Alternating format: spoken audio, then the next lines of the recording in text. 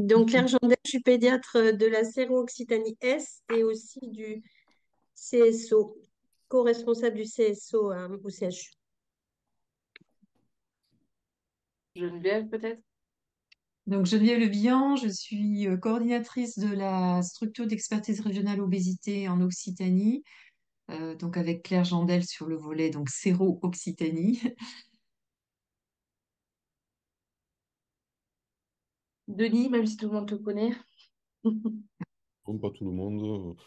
Moi, je suis Denis Casiac, donc coordinateur des maisons de santé de Boisseron et de Saint-Just. Et donc, on a déployé la convention MRTC sur les deux MSP. Voilà. Tu vas nous en dire un mot tout à l'heure. Tiffany, je sais pas si elle est par là. Oui, Tiffany Deroyer, donc diététicienne nutritionniste pédiatrique et coordinatrice de la maison de santé de Lunel. Docteur Van der Haag, si vous voulez. Oui, oui, ben voilà, le médecin généraliste sur Lunel qui fait entre autres de la pédiatrie. Très bien. Docteur Alina. Donc Cédric Alna, médecin généraliste à la MSP de Lunel et coprésident de la CPTS. Très bien. Est-ce qu'il y a Julie, il y a Jennifer, je crois, qui est là? Je vois pas Oui, tout le monde. je suis là. Jennifer Lopis, infirmière à domicile sur Lunel. Très bien. Il manque Chloé. Apparition. Oui, comme ça, je mets la vidéo. Je sais pas si vous me voyez au moins aussi. Vous voyez voir ma tête, ma super tête. Du coup, Chloé, médecin généraliste à Saturargues, entre Lunel et Sommières. Et pareil, je fais pas mal de pédiatrie. Voilà. Très bien. Alors moi, je vois pas tout le monde. Est-ce que Denis, tu vois d'autres personnes? Il y a Monsieur Venet Philippe, hein, qui est Bonjour. Philippe Venet, infirmier sur Lunel. Il y a Mélanie Delmas qui est arrivée aussi. Si Mélanie peut se présenter. Le son. Je vois Cavaillé aussi, je ne sais pas si C'est une infirmière, je crois. Mm. elle veut bien se présenter aussi, peut-être, hein. Mélanie, le son ne fonctionne pas.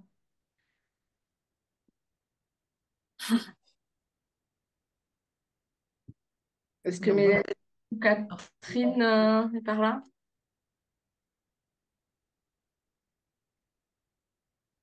Vous m'entendez? Ah, il y Oui. a Mélanie. Oui.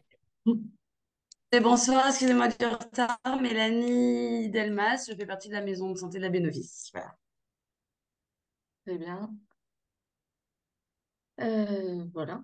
Les autres personnes vont nous rejoindre. hop, Charlène. il y a Charlène Armand Oui. aussi du DAC 34, et Voilà. en l'occurrence ce soir pour la Séro-Occitanie, mais peut-être tu te présentes, Voilà, Charlène. exactement. Donc, Charlène Armand, je suis référente territoriale en obésité pédiatrique pour le DAC 34.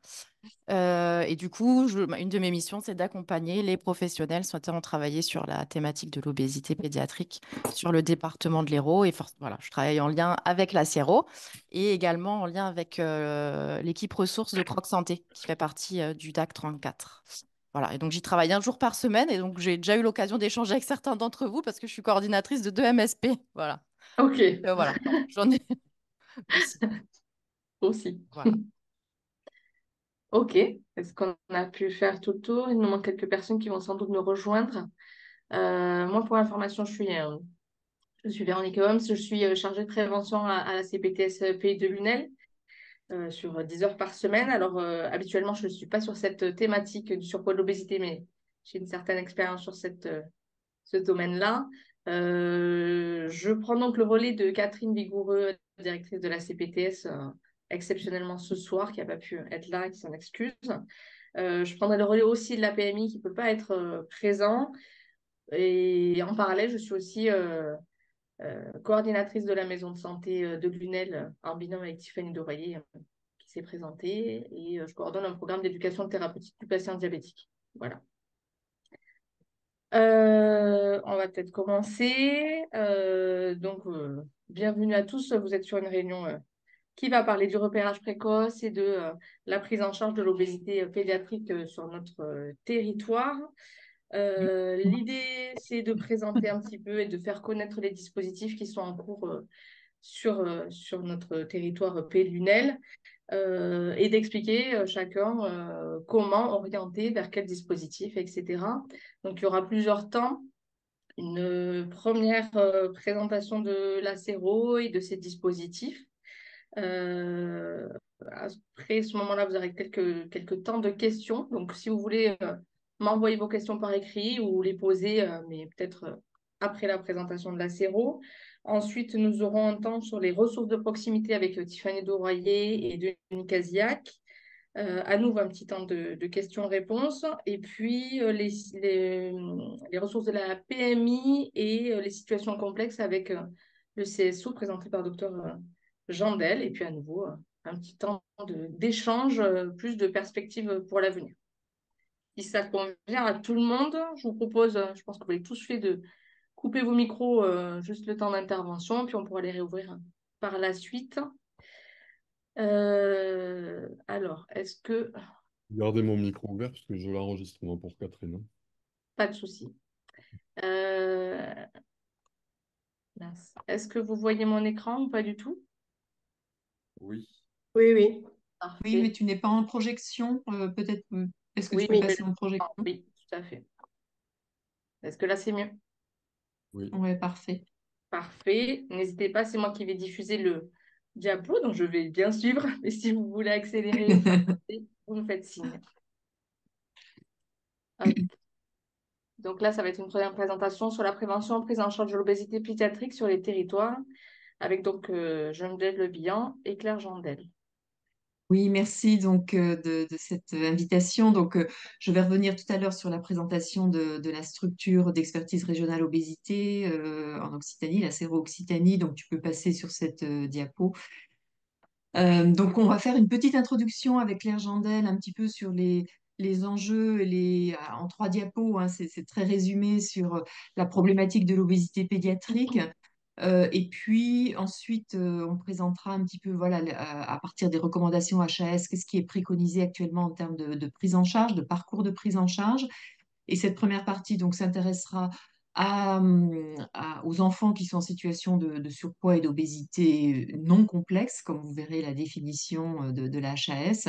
Et puis, effectivement, Claire reprendra la parole en tant que coordinatrice aussi du CSO pour traiter plus loin des enfants en situation d'obésité complexe.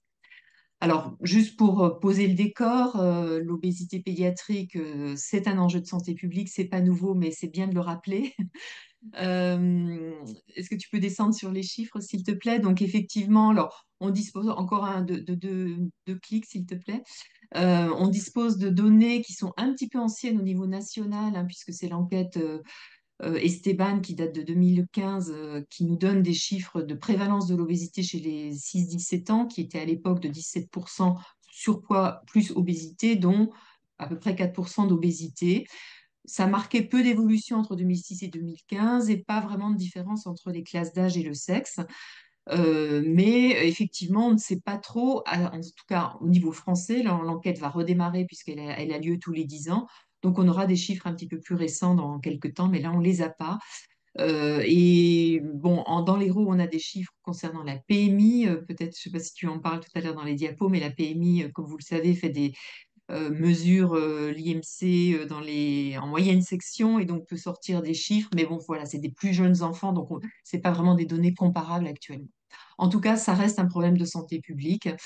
Euh, on peut voir sur le diagramme de droite que des données un petit peu plus récentes, de 2017, montraient qu'il y avait une aggravation de la situation d'obésité chez les adolescents particulièrement. Et puis, bon, quelque chose qui est connu depuis assez longtemps et qui est confirmé, enfin, qui reste bien confirmé, c'est que cette maladie est très fortement liée à des inégalités sociales et territoriales. Et notamment, vous voyez que la prévalence de l'obésité chez les enfants issus de classes ouvrières versus chez les enfants issus de cadres, ça passe du simple au double.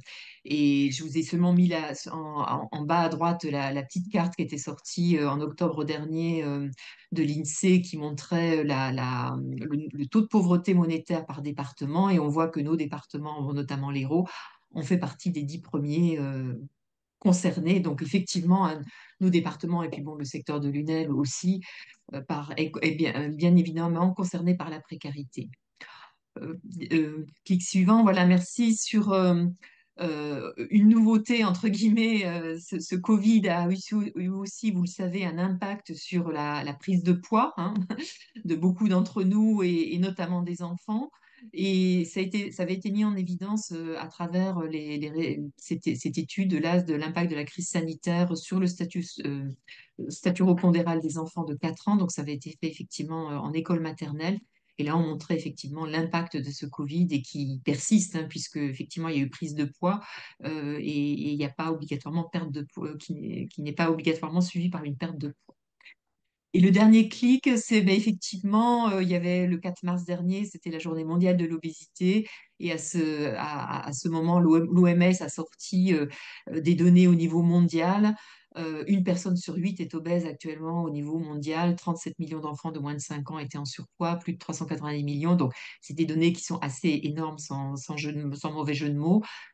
Effectivement, c'est un grand problème de santé publique, c'était cette question d'obésité pédiatrique. Diapo suivante. Je vais passer la parole à Claire qui va prendre le relais sur les déterminants et les conséquences. Oui, donc là, on a souhaité mettre une séance flash, un peu une dia rapide sur quelques éléments nouveaux. Le premier, c'est qu'on définit l'obésité maintenant comme une maladie chronique, fréquente, on vient de le dire, complexe, on le dira tout à l'heure, et évolutive si malheureusement on ne prend pas le soin de repérer et de couper court très rapidement à sa dérive. Elle est caractérisée par du tissu adipeux qui, chez certains, devient très dysfonctionnel et dans un état de santé qui peut être altéré ultérieurement. Je vais y revenir. Chez l'enfant et l'adolescent et aussi dans certaines familles en particulier, on sait qu'il y a une programmation différente de la régulation de l'appétit et du métabolisme énergétique, en fait, il y a un certain atavisme à ça, mais l'expression de l'obésité ne se fait que dans un environnement obésogène favorisant sur lequel on va pouvoir travailler et tous ici autour de l'écran, on est là pour en discuter.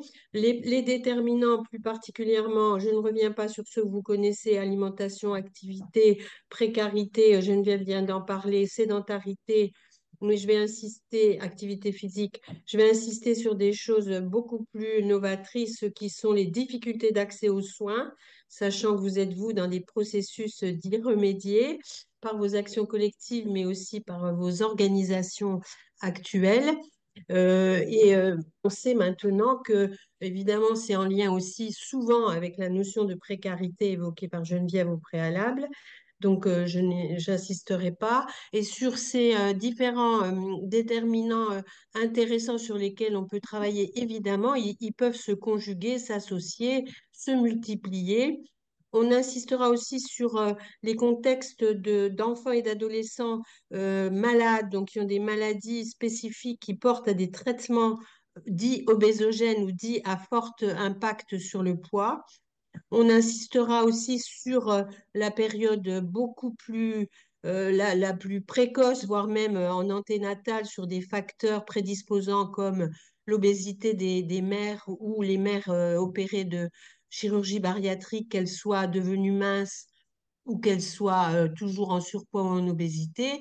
Le fait d'avoir été une femme obèse même si on a maigri par des moyens divers et variés, comporte un espèce d'effet tatouage des fœtus et avec un risque, si on ne prend pas de bonnes mesures comportementales au-delà de la naissance, d'aggraver ou de voir apparaître l'obésité plus facilement. Quant aux facteurs psychosociaux, on peut comment dire, les qualifier par l'état de santé mentale des enfants et des adolescents dont on sait actuellement qu'elle est totalement déplorable. Donc la dia suivante, s'il vous plaît. Donc, c'est une pathologie qui rend très vulnérable, je viens de le dire, avec des complications fréquentes, bénignes, que beaucoup d'entre vous ici connaissent, qu'elles soient respiratoires, orthopédiques, cutanées, et puis métabolique plus rare dans le cadre des complications, sauf si vous avez un facteur familial prédisposant très prédominant.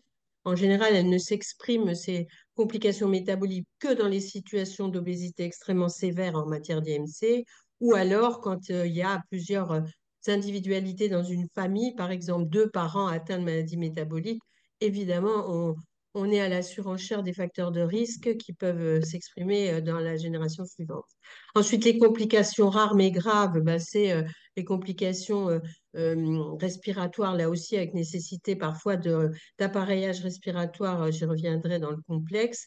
Le diabète de type 2, hein, le plus souvent, les éléments cardiovasculaires et hépatiques, et aussi au niveau orthopédique, la dramatique épiphysiolyse de la tête fémorale chez les très jeunes enfants, qui est loin d'être rare aujourd'hui. Et dans ce contexte-là, on retrouve la présence de l'obésité dans plus de la moitié des cas. Donc, c'est quand même important d'avoir ça en mémoire et aussi pouvoir l'exprimer auprès des familles si nécessaire. Cette pathologie discrimine et précarise, on l'a dit, dans des contextes souvent déjà très fragiles.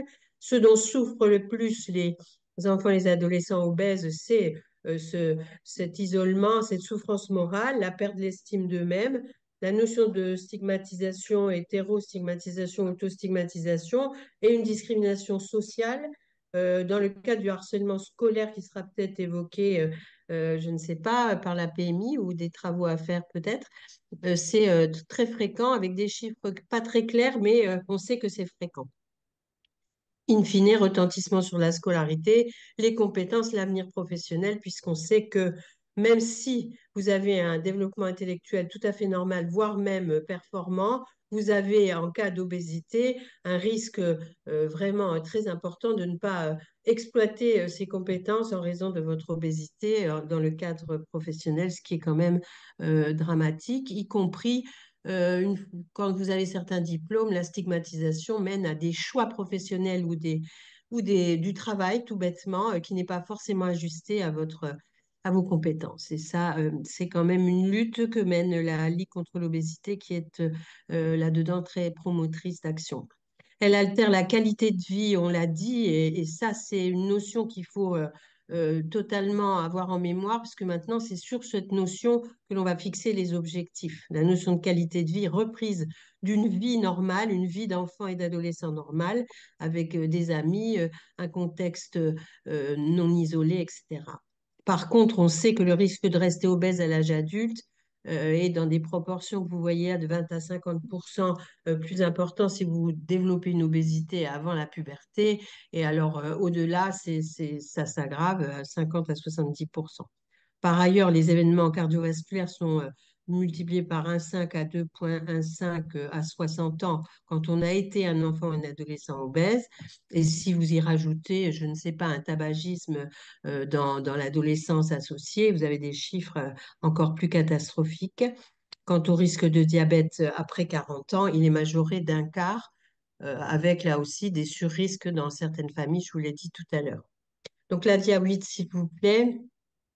Donc là, la prévention en obésité pédiatrique se fait par un repérage ou un dépistage précoce avec un calcul de l'index de masse corporelle, qui est le rapport du poids en kilos sur la taille en mètre au carré, mais le report sur la courbe.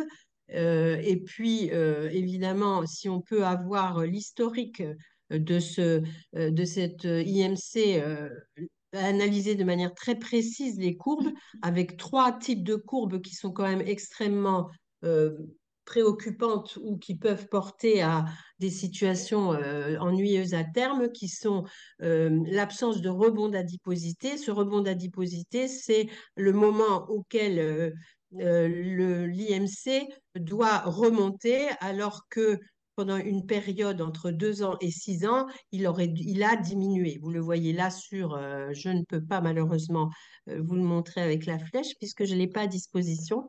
Hein, la courbe d'IMC médiane, elle a un effet ressac à un certain moment et elle réaugmente ici. Et quand ça n'est pas le cas et que le poids continue à augmenter de manière tout à fait catastrophique, il n'y a pas de rebond. quand le rebond d'adiposité est précoce, c'est-à-dire qu'il intervient avant l'âge de 6 ans, ben, c'est un facteur de risque de développer une obésité à terme. Quant à la troisième situation en bleu plus clin, le croisement des courbes est aussi un facteur de risque.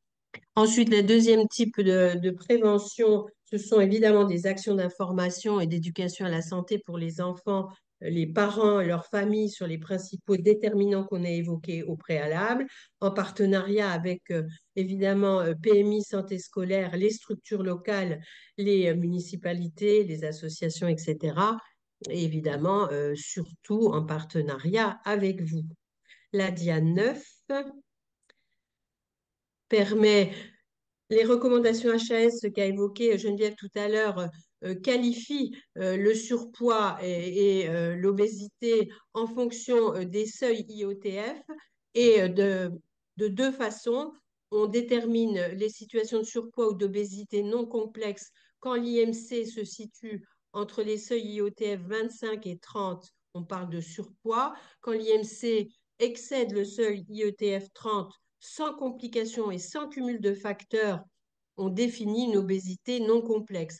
En fait, sans cumul de facteurs, il y a toujours des petites choses, mais elles trouvent souvent une réponse accessible en proximité. Donc, ce sont ces situations-là que vous aurez le plus souvent à analyser et à suivre, évidemment, en ambulatoire. La deuxième situation, qui est la situation d'obésité complexe sur laquelle je reviendrai, mais que je définis là par un IMC supérieur à un seuil IOTF 30 et à un cumul de facteurs associés, en théorie, doit relever d'une analyse sur un CSO, je le dirai tout à l'heure, mais il y a des situations qui reviendront en territoire. Donc, connaître la définition de la situation d'obésité complexe sous la forme de l'ascension de la courbe que je vous ai montré tout à l'heure depuis la naissance, l'ascension, l'existence de complications de comorbidité somatiques ou psychiatriques, individuelles ou familiales associées, c'est assez fréquent en obésité très sévère initialement ou en termes de complications au cours de l'évolution, hein, parce que le complexe, il y a aussi la notion de la durée de la situation en obésité. Les obésités de cause rare, donc génétiques ou lésionnelles, c'est-à-dire lésionnelles tumorales le plus souvent, c'est quand même assez exceptionnel, point de nécessiter quand même une ressource sanitaire hospitalière. Le handicap, la déficience, c'est considérer l'obésité comme complexe parce que c'est un surhandicap dans ces contextes-là. Et les antécédents d'échec de traitement de l'obésité, et ça rejoint ce que je vous ai dit tout à l'heure, du caractère réfractaire de cette maladie au bout d'un certain temps d'évolution. Donc, cette notion d'échec de traitement, évidemment, elle pointe du doigt surtout les situations adolescentes et les filles en particulier, Geneviève l'a dit tout à l'heure, avec des interventions entre guillemets thérapeutiques ou d'accompagnement totalement inadaptées parfois, qui mènent à des situations de complexité. Et puis le retentissement sur la vie quotidienne et la qualité de vie, les troubles du comportement et des conduites alimentaires, que peut-être tout à l'heure, Tiffany, tu en parleras peut-être, je ne sais pas, les troubles psychopathologiques et puis surtout les problématiques familiales, sociales, scolaires très nombreuses en situation complexe. Tous ces facteurs, évidemment, se conjuguant très facilement au bout d'un certain temps. Donc, les objectifs de la prise en charge, il y a un objectif commun aux obésités complexes et non complexes, c'est promouvoir santé, bien-être en accompagnant progressivement des changements des habitudes de vie. Donc, l'impact que l'on considère comme positif et qui doit être en théorie travaillé ou être en tête chez les professionnels qui accompagnent ces enfants-là, c'est améliorer leur santé et leur bien-être, c'est-à-dire faire que leur qualité de vie soit amplement améliorée et qu'ils puissent avoir des perspectives de vie et des parcours de vie adultes en particulier adaptés et y compris à leurs compétences intellectuelles, ce qui n'est pas toujours le cas, je le répète. Voilà. Donc, encore une fois, dans le non complexe qui est la situation que vous aurez le plus fréquemment en main, c'est quoi les objectifs? Ben, c'est dans la mesure où les enfants continuent tout souvent à l'exception des adolescents, de la période adolescente, donc on va dire du 14-18, comme ils continuent à grandir, il n'y a pas tout à fait d'intérêt, voire aucun, à les faire maigrir. On attendra à ralentir la prise de poids, ça peut être un simple objectif. Comme la croissance se poursuit, ils vont améliorer leur silhouette et infléchir la courbe d'IMC, ce qui paraît logique. Chez l'adolescente qui a tendance quand même souvent à faire une puberté un peu précoce, c'est vrai que, on peut avoir dans l'objectif de réduire un tout petit peu le poids, parce que ça peut améliorer, encore une fois, la qualité de vie, le bien-être, les capacités fonctionnelles au plan des activités physiques, par exemple. Être embarrassé avec un poids excessif est quand même parfois, il est possible de l'améliorer un petit peu. Et quelques kilos en moins peuvent entraîner une nette amélioration du bien-être et de la qualité de vie. Donc, à contrario, évidemment, dans le cas de l'obésité complexe, il est un objectif de perte de poids. Sur les paramètres métaboliques en particulier, ça va apporter un bénéfice. Ça, on le sait. Et la meilleure comment dire, le meilleur des traitements ou le meilleur des accompagnements, souvent dans cette situation-là, c'est de remédier par les activités physiques et sportives en association avec les autres prises en charge et amélioration de comportement, évidemment. Mais pour obtenir ou optimiser une perte de poids, c'est quand même souvent l'activité physique qui va être le déclencheur.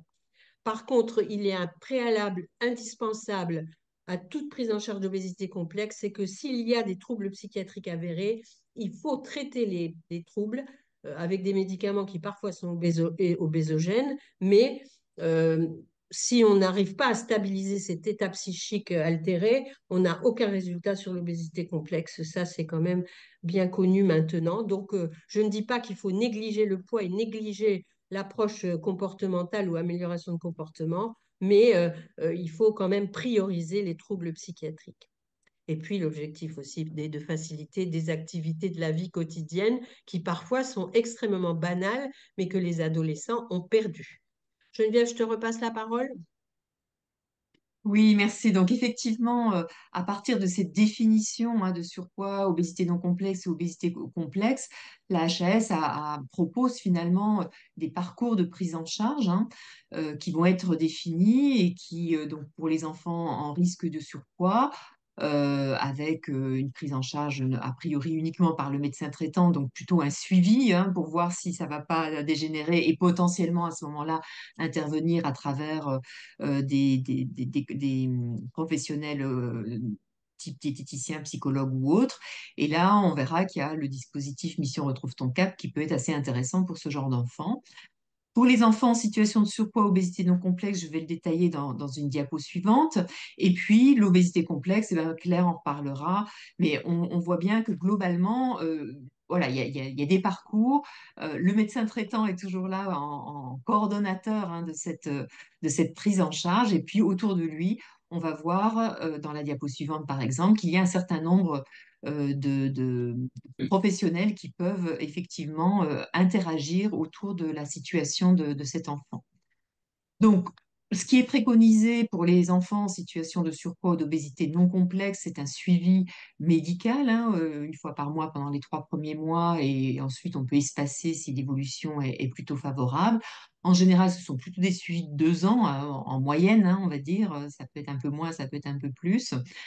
Si tu cliques, si tu continues à cliquer, donc en fonction des besoins et des ressources, on va proposer de l'éducation thérapeutique du patient, mais également, donc plutôt en séance collective, mais également euh, d'autres intervenants, d'autres professionnels qui vont pouvoir intervenir en fonction des besoins, diététiciens, psychologues, kinés, enseignants en APA, en activité physique adaptée, travailleur social, c'est une problématique sociale, etc. Donc, on voit bien que tous ces professionnels, eh bien, il va falloir qu'ils se coordonnent. C'est pour ça qu'on a mis le petit symbole de la RCP, mais puisque ça paraît extrêmement important, effectivement, qu'il y ait une bonne coordination et une bonne interconnaissance et communication entre ces professionnels et avec la famille. Donc, dans le cas de votre exercice coordonné, pour ceux qui sont en exercice coordonné, effectivement, la prise en charge de l'obésité pédiatrique de premier recours pour les situations de surpoids et d'obésité non complexe, ben, elle se fait à travers des protocoles pluripro, bon, les RCP, je les ai cités, mais aussi les missions de santé publique que vous pouvez avoir en tant que MSP ou CPTS d'ailleurs. On verra tout à l'heure des exemples, hein, puisque les deux MSP ont des protocoles, enfin en tout cas la MSP de Saint-Just-Bénovis. Et puis on verra aussi si tu cliques sur le suivant au niveau où les MSP aussi présentes sont sites référencés du dispositif Mission Retrouve ton Cap. Alors je ne vais pas le présenter puisque Tiffany va en parler juste après. Un dispositif donc, qui s'adresse uniquement aux enfants de 3 à 12 ans révolus, donc avec un parcours bien spécifique qu'elle nous présentera après. Si tu passes à la diapo suivante, alors j'évoquais le TP tout à l'heure, hein, l'éducation thérapeutique du patient, qui est effectivement importante en complément finalement du suivi individuel, des bilans et des suivis individuels qu'on peut mettre en place. Et pour cela, la Séro-Occitanie propose en fait aux acteurs des territoires un programme ETP qui s'appelle TCAP, hein, tout sur l'équilibre alimentaire et l'activité physique, même s'il ne parle pas que de ça. Et c'est un programme en fait de TP multisite qui est porté par la Séro-Occitanie, qui s'adresse aux enfants en situation de surpoids ou d'obésité non complexe. Hein, donc vraiment, on est dans la non-complexité de 6 à 16 ans, donc les années école primaire et collège, on va dire, qui a une durée au total de 8 heures et qui s'adresse en fait à des enfants et à leurs parents, puisqu'on implique parents ou adultes référents si les enfants sont placés en maison d'enfants ou en famille d'accueil. En tout cas, il faut qu'un adulte, celui qui vit avec lui au quotidien, ou ceux qui vivent avec lui au quotidien, puissent participer à ce programme de TP, puisque c'est extrêmement important, vous le savez, notamment chez les enfants les plus jeunes, mais aussi chez les plus âgés, que beaucoup de choses finalement sont gérées par la famille et que l'enfant, en fait, il fait que suivre ce qui se passe dans sa famille, il n'est pas vraiment décideur sur ce qui se passe. Donc, c'est important d'impliquer les parents dans ces programmes ETP. Et en termes de contenu, on propose au-delà de l'entretien initial qui permet le bilan éducatif partagé et l'entretien de synthèse qui permet effectivement de fixer des objectifs ensemble sur qu'est-ce que je veux changer, qu'est-ce que je peux changer, qu'est-ce que je souhaite changer dans mon projet, dans ma vie. On propose des ateliers, 6 ateliers. Donc, il y en a un qui permet déjà une interconnaissance et de pouvoir que les enfants puissent s'exprimer sur ce qu'ils vivent hein, dans cette situation. Claire le disait tout à l'heure, hein, toutes les problématiques que ces enfants rencontrent et qu'ils subissent hein, souvent au quotidien. Euh, et aussi, bon, ça permet aussi de comprendre un petit peu où ils en sont, eux, dans leur prise en charge, on va dire, dans leur parcours. Un deuxième atelier qui va permettre de faire le point un petit peu sur ce qu'ils savent et ce que c'est que l'obésité finalement et quelles en sont un peu les causes et les conséquences, mais de manière un petit peu light, pas trop scientifique. Et bien sûr, ce sont des ateliers avec beaucoup d'outils ludiques. Un autre atelier autour de la question de l'alimentation, un autour de la question de l'activité physique et des comportements sédentaires. Et puis ensuite, on a deux ateliers qui sont réservés. Alors, tous ces ateliers sont parents-enfants et les deux derniers sont séparés. Il y en a un pour les enfants qui est vraiment sur finalement renforcer l'estime de soi, la confiance en soi, la gestion des émotions. Enfin déjà les identifier et savoir mieux les gérer. Et puis pour les parents, en parallèle, on a un atelier qui est plutôt un atelier de soutien à la parentalité, en fait, parce que souvent aussi les parents sont démunis dans ces situations et n'ont pas toujours les comportements ou les réactions les plus adéquates pour être en soutien à leur enfant. Voilà, on travaille sur ces 6 ateliers. Je pense que Tiffany, qui le met en œuvre sur Lunel, pourra en parler un petit peu concrètement comment ça se passe tout à l'heure. Diapo suivante. Oui, là, on peut passer, c'est juste pour vous montrer qu'il y a actuellement une dizaine de structures qui se sont engagées dans le programme TP-TCAP, donc voilà, dont la MSP de l'UNEL. Alors, ça vient un peu comme un cheveu sur la soupe, ça aurait pu être plus tard, mais euh, en fait, c'était juste pour vous dire qui était qu'est-ce que c'était que la Séro-Occitanie. Donc, on est un dispositif régional. Et en fait, nous, on est là pour être en appui aux professionnels, pour être en appui de vous, hein. Alors, soit en tant que un professionnel en libéral individuel, ou bien effectivement, on accompagne aussi les structures type MSP ou CPTS, ou ESP, ou centre de santé, sur la thématique de l'obésité pédiatrique, donc assez large. Et donc, on propose des formations. Donc, qui pourraient être tout à fait complémentaires à cette soirée virtuelle où on balaye, ou à cette soirée où on balaye un certain nombre de choses, mais voilà, ça ne permet pas vraiment d'approfondir. Juste pour vous signaler que sur notre site internet, on a le webinaire qu'on avait mis en place l'an dernier, mais maintenant, obésité pédiatrique, 10 raisons de s'en occuper, vous pouvez le suivre en replay. Euh, donc, la diapo suivante, s'il te plaît. Et puis, donc, effectivement, on peut vous appuyer, hein, alors soit dans l'élaboration de parcours, l'élaboration de projets, que ce soit en prévention ou en prise en charge, propose des échanges de pratiques entre professionnels. Et puis, sur notre tout nouveau site Internet, on vous met à disposition en fait une cartographie de l'offre de soins, des outils pédagogiques de suivi d'évaluation. Alors pour l'instant, il n'y a que le volet prévention qui est mis en ligne. Le programme ETP Multisite, j'en parlais. Et puis, vous pouvez aussi, je pense sur la diapo suivante, vous abonner à notre newsletter et on est aussi sur LinkedIn, donc vous allez aussi avoir des infos sur cette page-là. Et je crois qu'il y a encore une diapo, me Et semble-t-il. après, Non, il n'y en avait plus. ça sera la Voilà. partie de Tiffany. Merci beaucoup pour cette présentation, docteur Jandel et Geneviève Le Bihan. Évidemment, vous le savez, la CPTS est très investie sur cette thématique depuis toujours, j'ai envie de dire.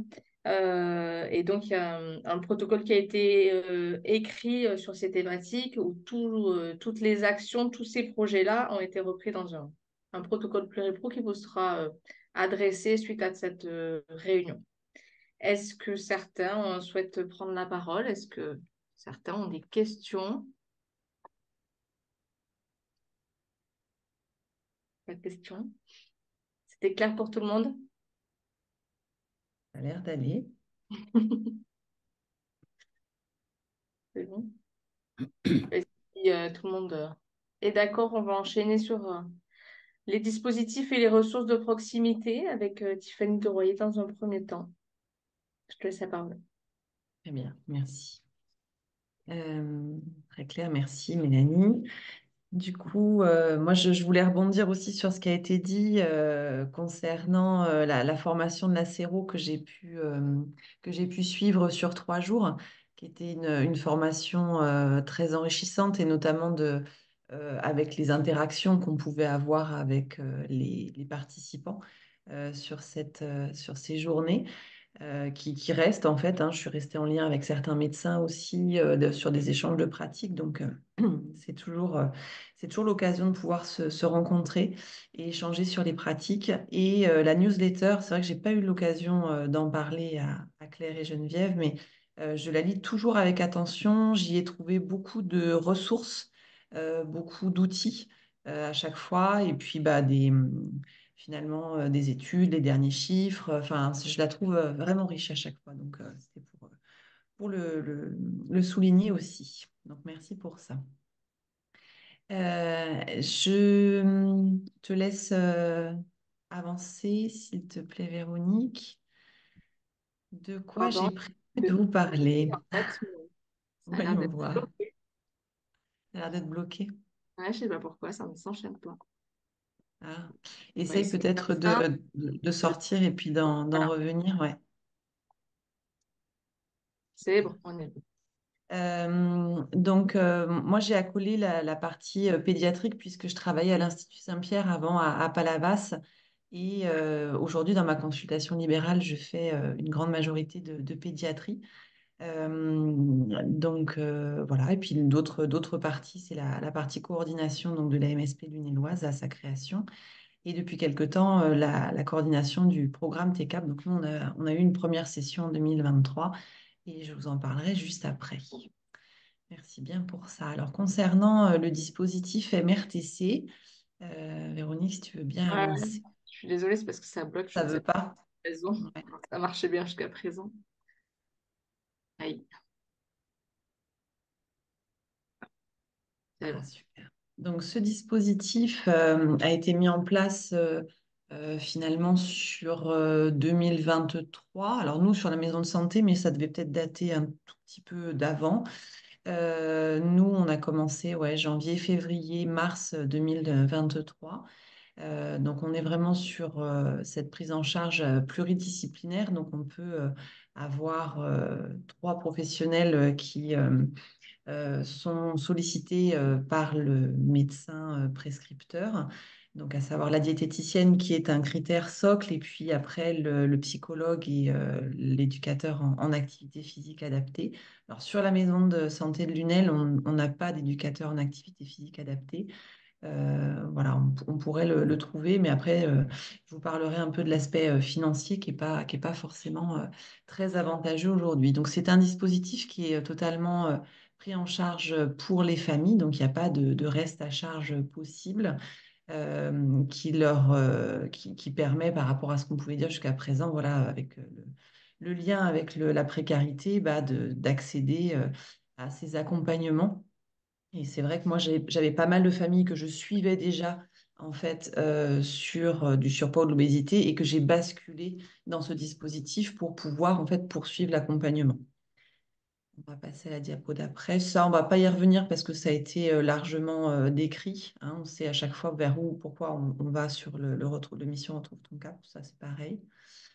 Euh, En gros, voilà, sur le panier de soins, donc on a sur cette possibilité, en fait, comme je vous disais, l'accompagnement nutritionnel qui va être toujours le critère socle auquel on peut ajouter un bilan psychologique, finalement, et un bilan d'activité physique. Et au-delà de ce bilan ou ces bilans, on peut y accoler 1 à 6 séances de suivi qui peuvent être nutritionnelle et psychologique ou psychologique. Donc là, après, c'est soit au médecin de le déterminer, donc c'est vous qui jugez en tant que médecin qu'il faut un peu plus de diète ou de psychologue.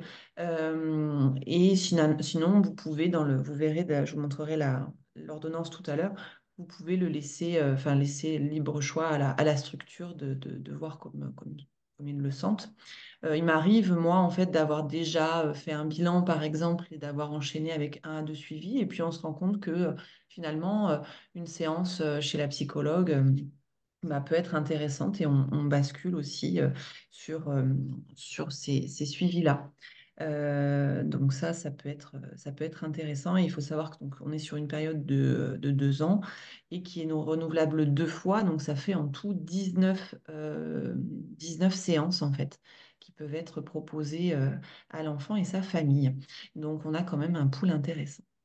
Le médecin généraliste, donc ça va vraiment être le point d'entrée dans le dispositif.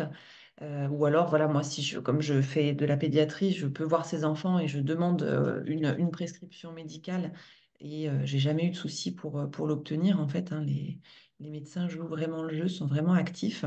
Donc, le médecin, sinon, dans l'ordre classique, repère l'enfant, va faire cette prescription. Donc, soit, en fait, vous allez directement sur Amélie Pro et vous avez une ordonnance type où il y a des choses qui sont précochées ou alors vous les cochez parce que vous décidez que c'est plus telle prise en charge qui est intéressante, ou sinon une ordonnance tout à fait classique avec marqué bilan et suivi diététique et psychologique si nécessaire.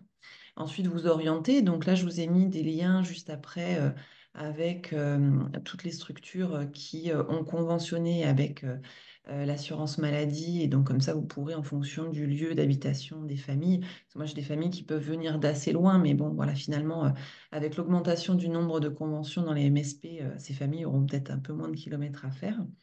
Et puis, vous allez voilà, pouvoir coordonner ce parcours grâce aussi à la réception des comptes rendus. Donc, à l'issue du premier bilan, alors que ce soit le bilan diète et psy, vous allez recevoir un compte rendu, donc avec d'état des lieux de la situation. Et à l'issue de chaque pool de 6 suivis, en fait, on va vous envoyer également un compte rendu pour pouvoir suivre les choses et donc qui vous permettra peut-être de renouveler la prescription. Merci. Donc voilà l'ordonnance type, hein, téléchargeable, très très simple, qui nous permet de l'envoyer après à la sécurité sociale et à l'assurance maladie et d'être rémunéré sur la structure. Donc avec effectivement ces différentes parties pour le renouvellement. Donc là, vous avez les liens, puisque vous aurez le diaporama, vous pourrez juste cliquer dessus avec la liste des structures. Alors c'est une liste nationale. Ensuite, vous avez la brochure qui est plus à destination des familles et une brochure qui résume un petit peu tout ce que tout ce que je vous ai évoqué là. Voilà, si vous voulez avoir un petit mémo pour vous. Merci beaucoup. Alors, le rôle des intervenants, donc on a vraiment tout au départ la réalisation de ces bilans, de ces suivis. On a une aide en fait, et puis qui est en lien avec les recommandations de l'HAS. On a une mise à disposition de fiches pratiques aussi pour nous aider sur ces prises en charge. Mais comme je vous disais tout à l'heure, moi, il est vrai que j'ai fait la formation de l'ACERO qui nous permet de se remettre vraiment dans les nouvelles recommandations et qui aide bien à structurer aussi les accompagnements des familles. Je vous en reparlerai. Donc, on fait bien ces comptes rendus qu'on envoie au médecin et puis après, on peut échanger avec ce médecin si nécessaire. Dans ce bilan diététique, donc moi je me suis complètement inspirée de la formation de la Céro, à savoir un bilan en 5 étapes et qui est repris dans le compte rendu que je peux adresser. Donc toute la clinicobiologie, voilà, qu'est-ce qu'a cet enfant au niveau environnemental, qu'est-ce qu'il fait, comment il vit, on essaie de savoir euh, voilà, tout son environnement. Donc on a des petites pépites, j'aime bien vous donner quelques petites choses de temps en temps. L'autre jour, j'ai demandé à un enfant que faisait sa mère. Il m'a dit, elle est à la retraite. Alors je dis, ah bon, je la voyais bien jeune. Puis en fait, non, elle travaillait à la caisse de retraite. Donc voilà, donc c'est rigolo de savoir aussi ce qu'ils pensent de leurs parents, de ce qu'ils en savent aussi. Donc c'est rigolo de voir les interactions entre eux. Au niveau cognitif aussi, au niveau psycho-affectif, alors là, c'est souvent moi la psychologue qui prend ce relais-là, en tout cas parce que j'ai quand même beaucoup de questions à leur poser sur les 2 thématiques précédentes. Et je laisse un petit peu ce relais-là à la psychologue voilà, peut vraiment creuser. Donc, qu'est-ce qu'il sait, qu'est-ce qu'il croit? Qui est-il, que ressent-il? Puisque, alors je me suis noté des petites choses, moi, pendant les premiers temps d'intervention de cette soirée, notamment sur l'impact ouais, de la qualité de vie et, euh, et aussi sur qu'est-ce qu'il sait de sa santé. Parce que finalement, souvent, cet enfant, il débarque dans mon bureau, il ne sait pas qui je suis, il se demande ce qu'il fait là. Et je pose de plus en plus la question, mais voilà, qu'est-ce que tu fais ici? Est-ce que tu sais pourquoi tu es là? Est-ce que tu, enfin, comment, voilà, pour la dernière dimension projective, c'est très intéressant, très important pour que l'enfant puisse donner du sens à tout ça et avoir envie de revenir au rendez-vous. Et souvent, je leur pose la question parce qu'ils me disent oui, bah, parce que je veux être en bonne santé, mais bon, je leur dis mais c'est quoi d'être en bonne santé? Et en fait, c'est voilà, on n'en sait pas plus, quoi. On entend des choses comme ça, donc c'est important de creuser. Je passe énormément de temps là-dessus. Je passe beaucoup de temps sur les courbes aussi pour leur faire comprendre euh, où ils sont, vers où on va tendre, mais que ça passe pas par une perte de poids, parce que ça, c'est vraiment quelque chose qui est très ancré. Donc voilà, ce bilan nous permet de faire cet état des lieux. J'envoie le compte rendu. Je te laisse avancer, s'il te plaît. Et sur les suivis, bah, en fait, on va aborder les thématiques qu'on aura identifiées au bilan. Donc là, je vous ai mis, voilà, je construis une répartition alimentaire avec eux parce que c'est quelque chose qui est quand même beaucoup demandé par les familles, pas du tout par l'enfant, mais beaucoup par les parents. Donc, vraiment, on co-construit ça ensemble. Souvent, l'enfant vient juste à côté de moi dans mon bureau et vraiment, on note tout ça ensemble. Voilà, on négocie un petit peu. Qu'est-ce que tu es prêt à faire comme changement? Est-ce que ça te paraît possible? Est-ce que tu comprends pourquoi on entreprend ces changements-là? Ensuite, on fait souvent des jeux sur les groupes d'aliments, puisque là, il y a beaucoup d'idées reçues, même au niveau parental, hein, donc, on essaie de déconstruire et de reconstruire les choses à travers donc, une fleur alimentaire faite maison, des jeux à refaire à la maison aussi. Et oui, la diète, elle donne des devoirs. Euh, on voit un petit peu la structure des repas. Donc, moi, je me suis plastifié plein d'aliments et puis on joue avec tout ça. Alors, ça, c'est des choses très ludiques qu'ils aiment bien. On parle aussi des repas à l'extérieur, puisqu'ils vont dans des fast-foods. Donc là, alors j'avais anciennement des sets de table de certains fast-foods et puis on regarde un petit peu, ou la carte d'un restaurant, et puis on regarde voilà, comment on peut faire quand on a des repas un petit peu plus exceptionnels. Et puis après, on aborde beaucoup cette notion de plus en plus sur le surpoids, l'obésité et le rééquilibrage alimentaire, des sensations alimentaires. Donc là, j'ai le détective Gargouillis, je leur passe des vidéos aussi, les vidéos Nutrifax du professeur Avignon sur la faim, le rassasiement, sur l'importance de manger en pleine conscience. Donc voilà, on peut aborder toutes ces thématiques sur les suivis diététiques. Et en fait, je fais beaucoup d'éducation thérapeutique, enfin, avec vraiment cette façon, cette approche-là aussi pendant les séances. Je vous ai mis aussi des fiches du CEDE, donc le Club européen des diététiciens de l'enfance. Donc des fiches qui ont été faites par des diététiciennes, qui sont très ludiques aussi et que je donne aux enfants. Donc il y en a une vingtaine à peu près qui aborde différentes notions. Donc voilà, l'immense diversité des aliments où on voit, en fait, moi je leur fais, donc oui, ils remplissent avec des pastilles de couleurs et après on identifie dans leur repas est-ce qu'ils ont bien toutes les pastilles, quand les émotions influencent mon alimentation. Voilà, donc ils repartent souvent avec un petit document comme ça qui est bien illustré et puis qui reprend les notions qui ont été abordées pendant la séance, pour laisser une petite trace à la maison. Et le détective gargouillis, ça ressemble à ça. Donc pareil, ils font un scan de leur corps avant le repas, pendant le repas, après le repas, pour pouvoir réadapter après leur prise alimentaire, les quantités, la rapidité de prise alimentaire, voilà, comment ils se sentent, qu'est-ce que c'est d'avoir faim, parce qu'il y en a plein qui mangent beaucoup aussi par envie. Donc on définit tout ça. Merci beaucoup. Les chiffres, bah voilà, on a réussi avec cette convention, donc en février 2023, à faire 42 bilans diététiques, dont des doublons, enfin des bilans conjoints avec la psychologue. Ensuite, il y a eu 84 suivis diététiques et puis 22 au niveau psychologique. Donc on en est content de toutes ces familles suivies.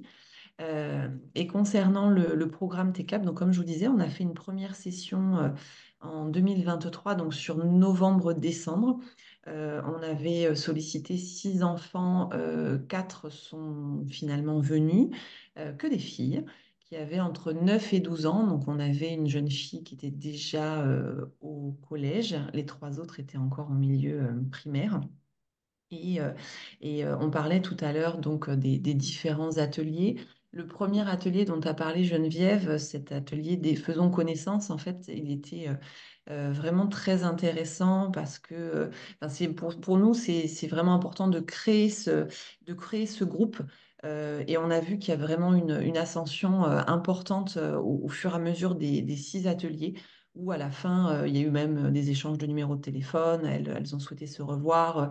Donc au départ, c'était tout gentil, voilà, personne n'osait trop parler, mais se faisant connaissance, c'était très important pour nous aussi, et puis pour nous les connaître. On a prévu de faire 2 sessions, donc il y aura une session très prochainement, là, avril-mai, et puis une session sur le deuxième semestre de 2024. Donc on est en plein recrutement pour faire nos bilans éducatifs partagés et pouvoir les inscrire donc sur ces sessions. Quand j'en parle, moi, sur les suivis MRTC, souvent c'est des patients qui sont en commun hein, dans ces deux dispositifs. On a de tout, des enfants qui tout de suite sont super emballés et puis d'autres surtout pas. Donc après, à nous d'en parler aussi, de faire passer l'info, de distiller les choses et puis après on laisse infuser. Donc il y a vraiment les deux. Donc voilà, merci pour ça. Véronique, on va passer la diapo d'après. Je ne sais pas si je continue de parler de TCAP ou pas. Souci à nouveau. Mm. Aussi. Hum. Ah oui, Juste là. voilà, je continue d'en parler. Donc, au niveau des freins qu'on a pu trouver, hein, comme dans n'importe quel programme de TP, c'est pas lié à ce dispositif-là en particulier, mais c'est vraiment le recrutement hein, des familles, l'éventuel désistement. Là, on voit, bon, il y avait 6 enfants inscrits, mais finalement, bah, il y a eu un tiers qui n'est pas venu. Après, c'est vrai qu'on a plus envie de faire de la qualité. Parce que ça représente déjà bah, l'enfant plus le parent accompagnant. Donc, dans la salle de réunion, bah, ça fait tout de suite quand même du monde. Donc, c'est quand même intéressant d'être. On avait 8 personnes, plus souvent, on était 2 intervenants. Donc, ça fait déjà une dizaine de personnes dans la salle, ce qui est déjà très correct. Donc, ce problème de recrutement, alors nous, c'est vrai que grâce à MRTC, on a quand même, comme je vous disais, bah, voilà, la quarantaine de patients, on a quand même ce pool de patients qui se renouvelle petit à petit. Donc, je l'ai mis dans les freins, mais finalement, nous, c'est quand même un levier.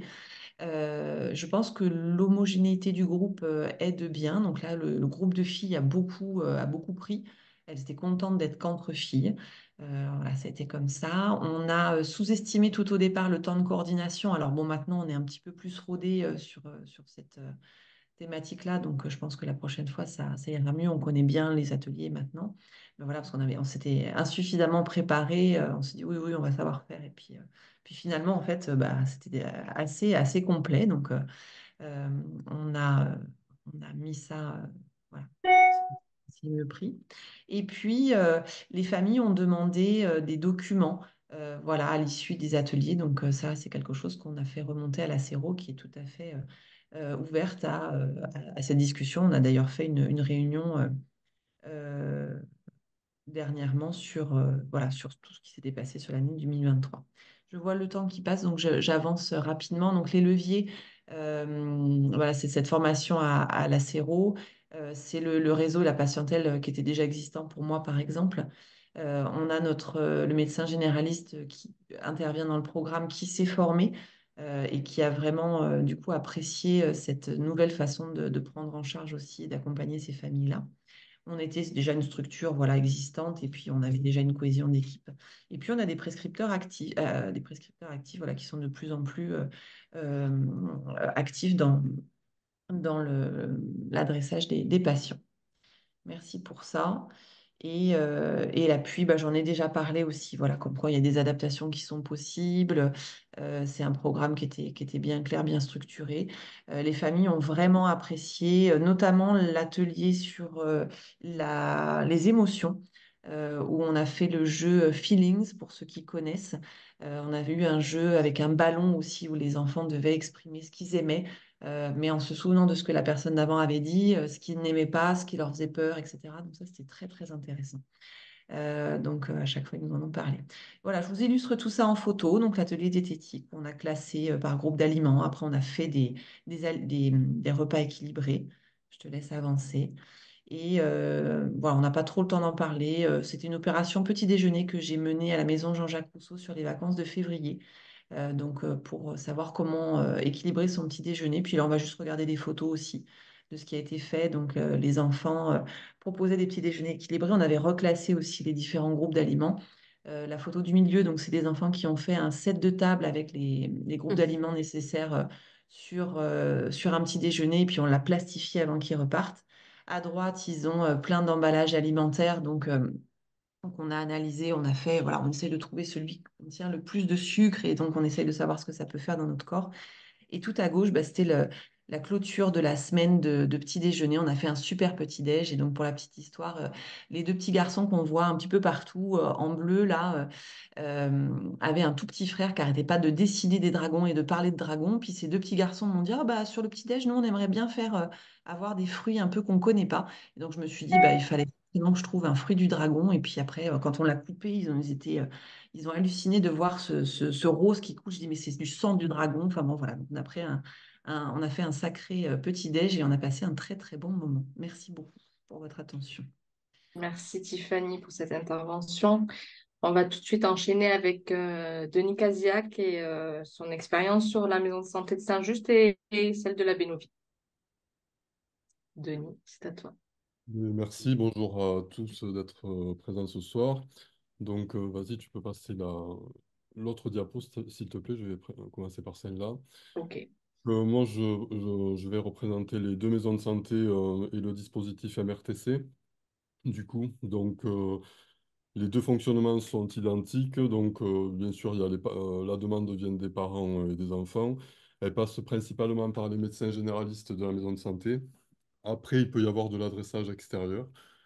C'est assez rare, mais ça devient de plus en plus fréquent avec le référencement qui est fait. Donc, soit les médecins généralistes me contactent directement, et pour le coup, c'est moi qui m'occupe de la prescription de la MRTC. Et ensuite, j'oriente donc vers une enfin, un professionnel de santé médiateur, puisque sur Saint-Just, c'est une infirmière. Mais sur la Bénovis, c'est la podologue orthésiste qui est présente ce soir. C'est Mélanie qui est présente et qui a commencé cette fonction sur la maison de santé. Donc, c'est elle qui fait un premier rendez-vous d'accueil avec la famille.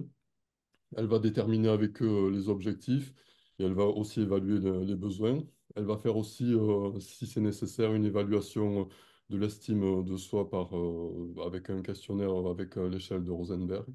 Une échelle qui est tout à fait rudimentaire, mais qui permet d'aborder le côté psychologique de la problématique du surpoids.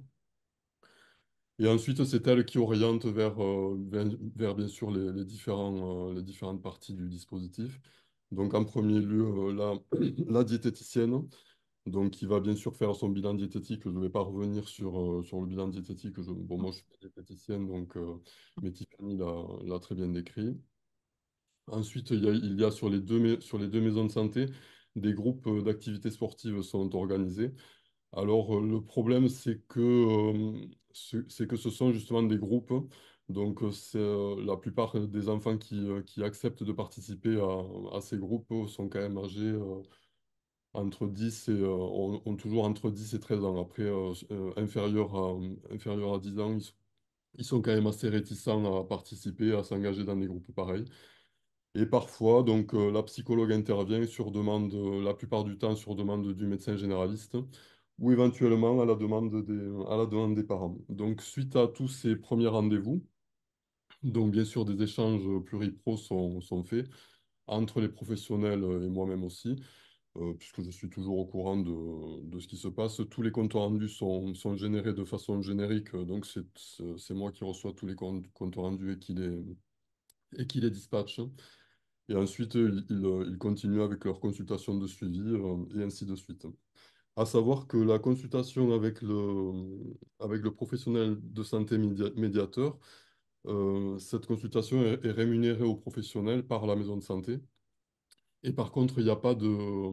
Ce professionnel peut être sollicité par les parents selon ses besoins. C'est-à-dire que si sur le mois, entre un mois, sur le premier rendez-vous de la diététicienne et le second, si les parents ont besoin d'une explication, d'un avis ou ils n'ont pas compris quelque chose, ils peuvent recontacter le professionnel médiateur pour poser un rendez-vous avec lui et voir éventuellement les réajustements qui peuvent être faits. Et à ce moment-là, le professionnel médiateur se met en relation soit avec la diététicienne ou le coach sportif ou la psychologue pour faire remonter les dernières informations des parents. Voilà. Donc ça, c'est ce qui se passe sur les deux maisons de santé au niveau de leur dispositif de prise en soin. Ensuite, bien sûr, les professionnels sont engagés sur des missions de santé publique et de prévention ou de sensibilisation principalement. Donc, si on pouvait revenir en arrière pour le coup. J'essaye en fait de. Désolée, je sais pas ce qui se passe ce soir. Heureusement que je l'ai imprimé. Donc, on essaye de faire de la sensibilisation et de la prévention à peu près, en tout cas de 0 à plus de 10 ans, en tout cas, de différentes manières. Donc, on passe par le biais de l'allaitement maternel dans un premier temps. Donc, on présente aux jeunes mamans et aux femmes enceintes qui ont le projet d'allaiter, bien sûr, les bienfaits et l'intérêt de l'allaitement dans la prévention du surpoids. Et ce sont des ateliers qui sont organisés en pluripro. Donc, bien sûr, l'allaitement maternel est bien sûr largement développé. Mais comme je vous l'ai dit, c'est un biais pour aborder bien sûr la courbe de poids Et pour faire penser à ces jeunes mères aussi, de commencer à leur donner quelques notions et puis de les rendre un peu plus vigilantes sur tous ces problèmes, toutes les problématiques de surpoids qui pourraient arriver dans les années suivantes. Ensuite, on organise aussi des soirées d'échange autour de la diversification alimentaire qui sont aussi faites en pluripro, donc avec la diététicienne, les sages-femmes, la psychologue. Donc là, bien sûr, ben, le surpoids bon, est défini en chiffres, en lettres. On aborde la diversification alimentaire en fait au cours des siècles et à travers le monde pour expliquer aux parents et aussi aux assistantes maternelles qui sont souvent le public de ces ateliers, qu'en fait, il n'y a pas vraiment de règles dans la diversification alimentaire et que, bon, enfin, du moins que ça reste logique, en tout cas, il y a pas à culpabiliser des jeunes mères ou des jeunes parents s'ils estiment peut-être ne pas réussir leur diversification. Voilà.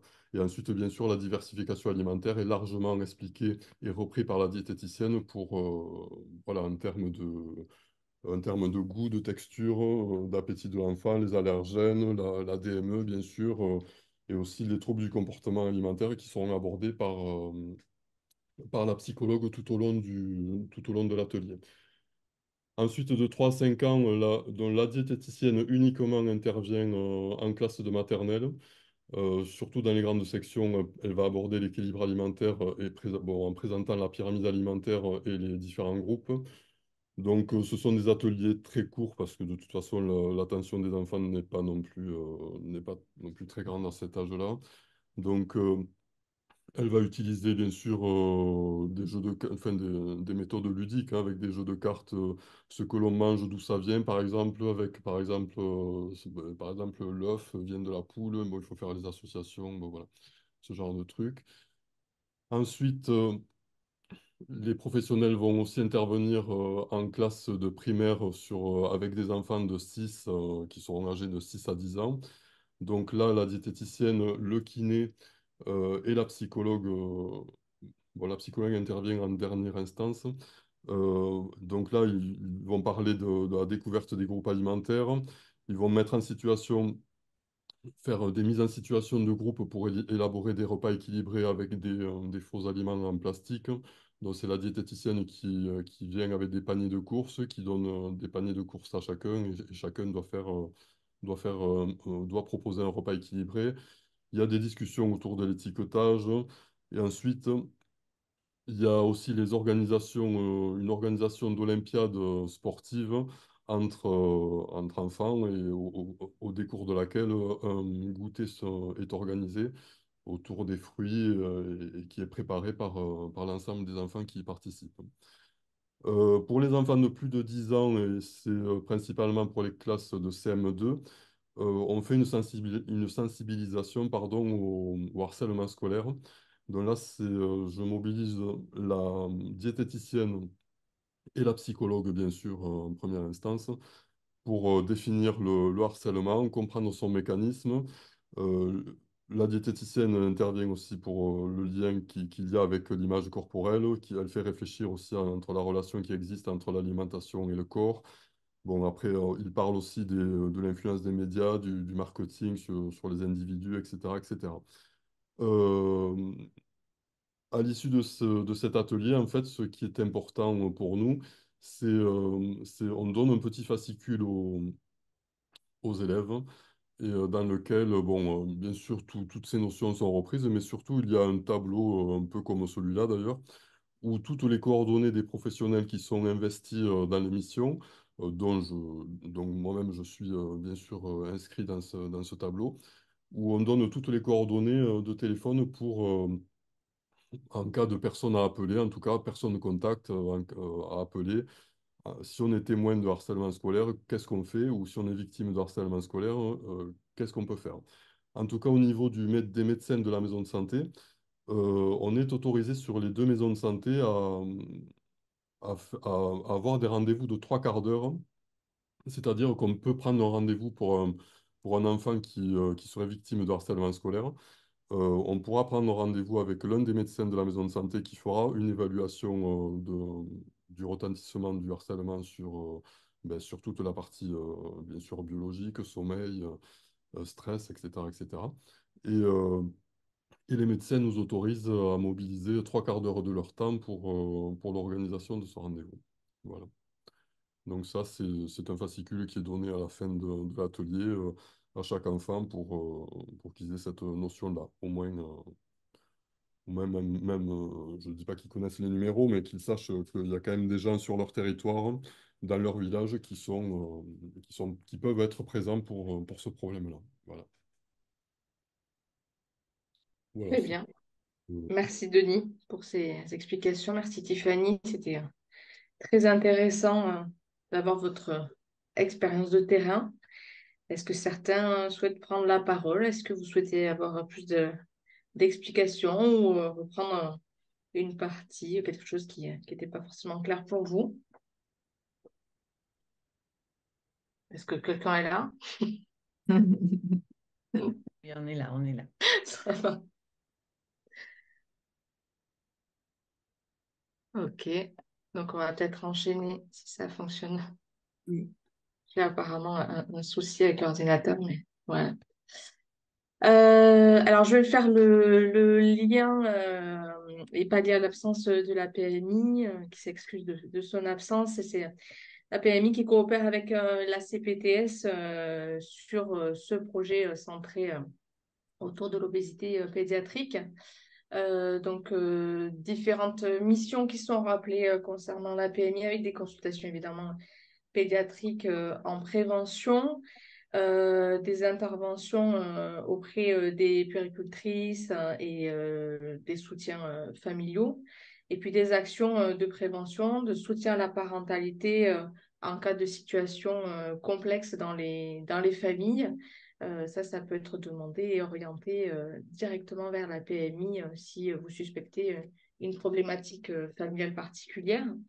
Euh, L'implication de la PMI aussi, vous l'avez déjà rappelé à plusieurs reprises sur les écoles avec des campagnes de dépistage, que ce soit visuel, mais aussi c'est un moyen de repérer des rebonds d'adiposité précoce ou tout de suite des situations de surpoids ou d'obésité de l'enfant, et donc un lien avec la famille et une prise en soin tout de suite mise en place, des activités de planification, d'éducation familiale et de santé sexuelle pour les parents suite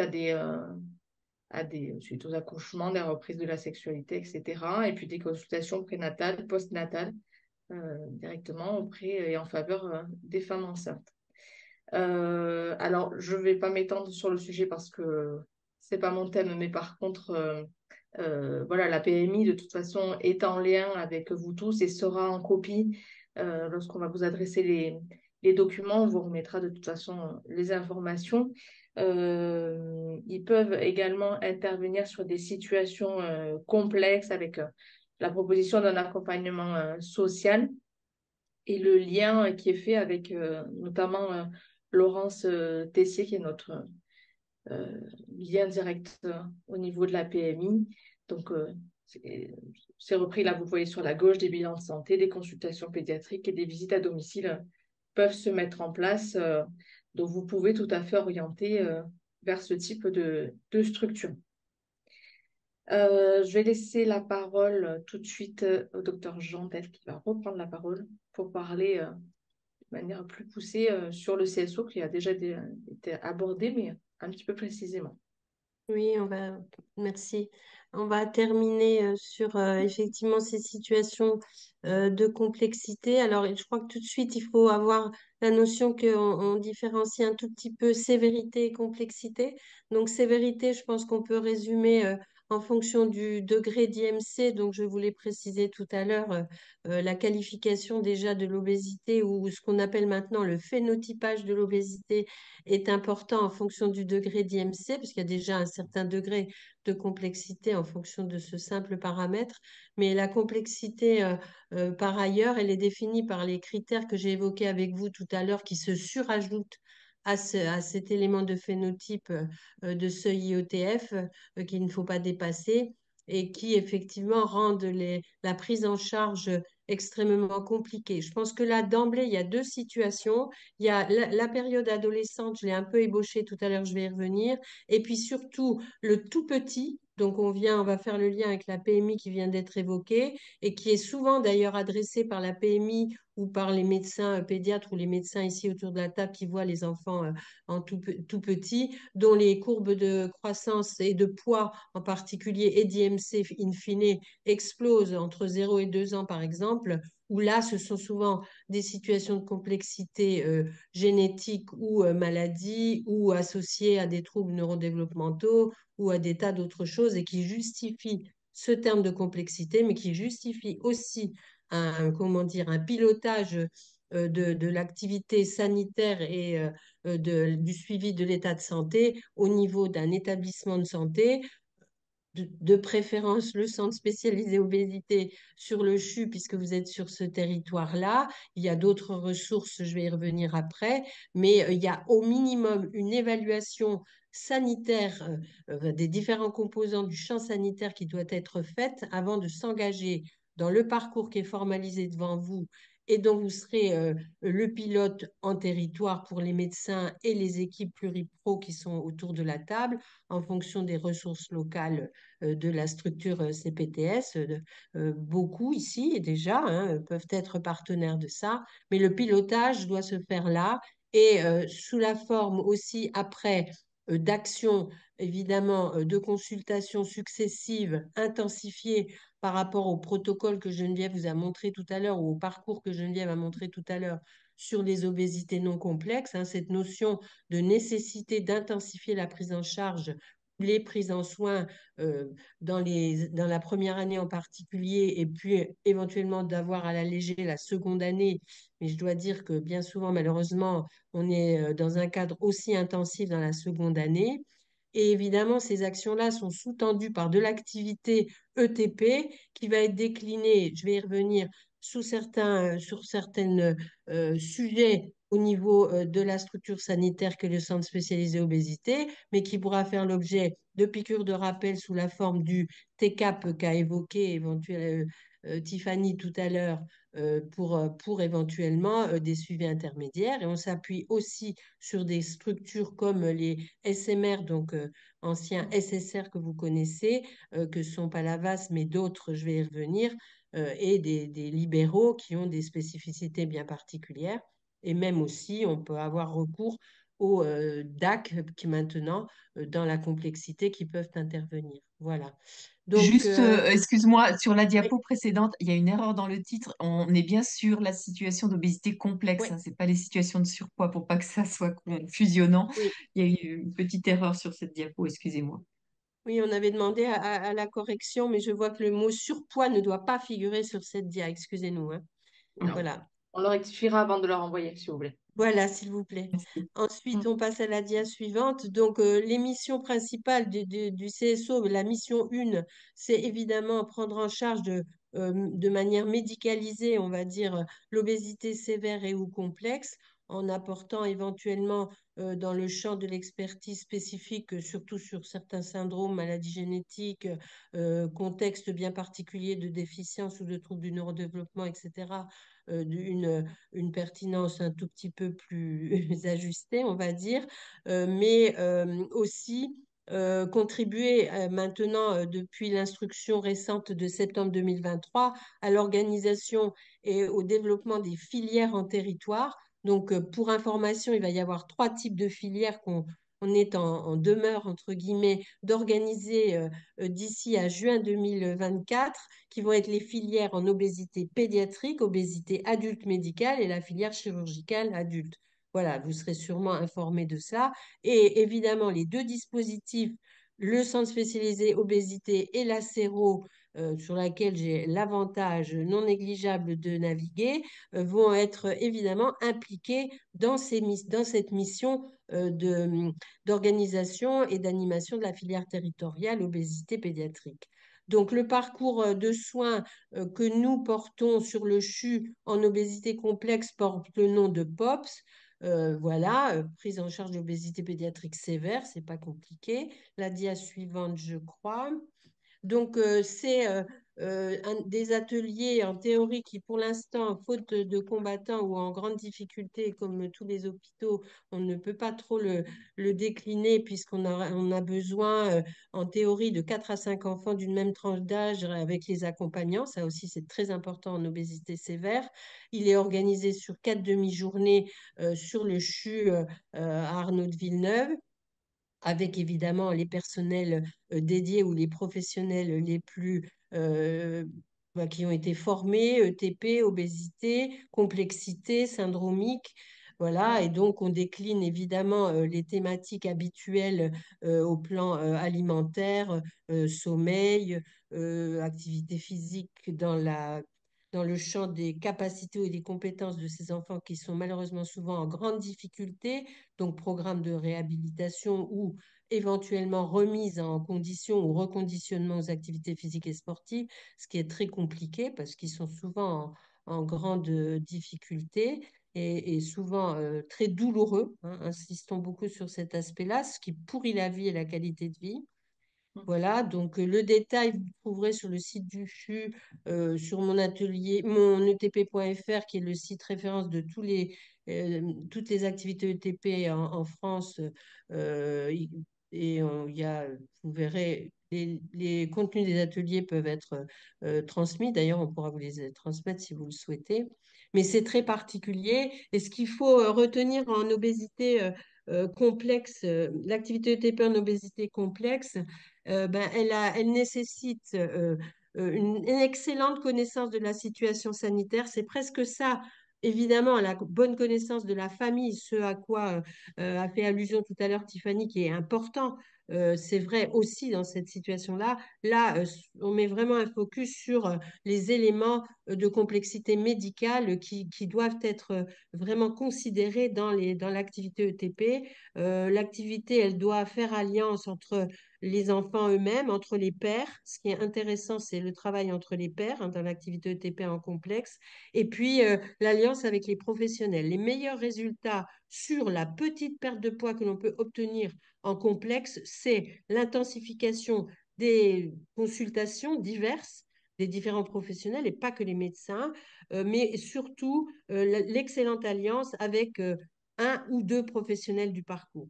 Ça, c'est alors mesuré de manière diverse. Je ne peux pas vous donner les indicateurs, mais c'est très intéressant et les résultats sont parfois bons, pas très bons pour les adolescents, bons dans la petite enfance parfois, hein. Et puis l'objectif de l'ETP aussi, c'est faire émerger la motivation, maintenir la motivation, maintenir le moral, surtout parce que ce qui caractérise ces enfants-là, c'est la mésestime d'eux-mêmes qui est vraiment l'élément dominant, surtout actuellement après le Covid.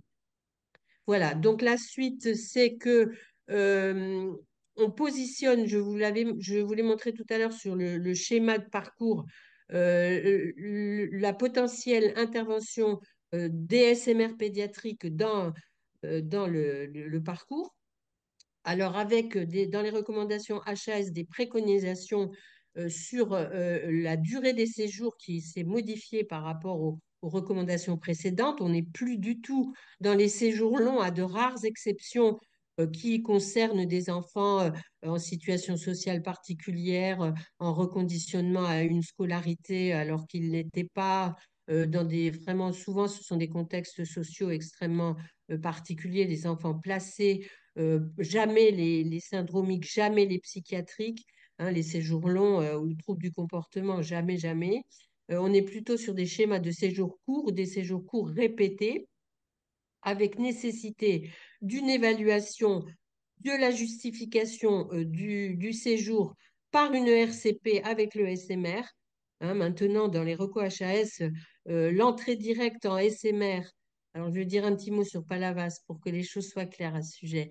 Ce n'est plus à l'ordre du jour. Il doit y avoir une réflexion collective en amont du séjour pour justifier le séjour, savoir si l'enfant est prêt. Aucun intérêt de faire transiter un enfant ou un adolescent dans dans un centre SMR, s'il n'est pas partenaire de la démarche, il n'a pas compris l'objectif, encore une fois, de rares exceptions sociales près. Voilà, donc il y a besoin de RCP pour évaluer la balance bénéfice-risque et c'est ça qui est difficile à organiser. Il y a besoin d'une préparation retour et c'est là où vous avez votre rôle à jouer sur les parcours complexes, c'est-à-dire qu'on a besoin de savoir à qui on va réadresser en territoire les enfants dans cette situation-là et avec qui on va pouvoir éventuellement travailler ou complémenter le travail qui a été initié sur le CHU et piloter éventuellement certains éléments sanitaires nécessaires à la bonne santé de ces enfants-là, au plan médical en particulier. Il y a besoin évidemment souvent d'un soutien systématique des familles. Voilà. Et maintenant, on est plutôt globalement sur une activité d'hôpitaux de jour thématique au niveau des SMR, ce qui pose des problèmes d'organisation très compliqués, mais on va y arriver. Donc, les SMR de la région, il y en a trois dans notre émi-région Est qui sont l'Institut que vous connaissez. Sur les écureuils à Entrenas en Lozère qui dépend de l'association A2LFS. Et ensuite en Cerdagne à côté dans les Pyrénées-Orientales au-dessus de Perpignan, au Céjac à Bestany, qui sont nos trois ressources, sachant que sur Ouest, il y en a deux, un à Toulouse et un autre dans la maison d'enfants. Voilà, donc, mais on n'a pas ressource à ça le plus souvent. La suivante, s'il vous plaît. Donc, pour un petit peu plus de détails, il y a des parcours très spécifiques qu'il faut que vous ayez en tête, mais vous n'y aurez pas recours puisque ils sont normalement indiqués par le CSO. C'est le CSO qui décide de ce type de parcours, mais vous aurez connaissance des patients qui transitent dedans, puisqu'on a fait des courriers dédiés aux structures et aux médecins pour les parcours de chirurgie bariatrique en particulier puisque c'est rare de faire de la chirurgie bariatrique chez un ado, mais ça peut se faire. Il y a un parcours pré-chir, un parcours post-chir comme chez l'adulte. La préparation et ce type de parcours est fait à l'Institut Saint-Pierre avec une maquette prolongée par rapport à la chirurgie de l'adulte. Mais il faut connaître ça. Et évidemment, il y a beaucoup d'allers-retours avec le CSO, l'Institut, le CHU, etc. Ensuite, on a un parcours très spécifique de soins avec des patients en situation d'obésité, porteurs de handicap ou de déficience. Alors là, c'est pareil, hein, il y a besoin d'une évaluation par le CSO des capacités, en particulier en matière de comportement de ces enfants à intégrer la structure SMR, parce que si un enfant a des gros troubles du comportement, bah, il peut déstabiliser un groupe sur une structure et donc il y a besoin d'une appréciation de son état psychique en particulier comportemental avant de proposer ce type de ressources.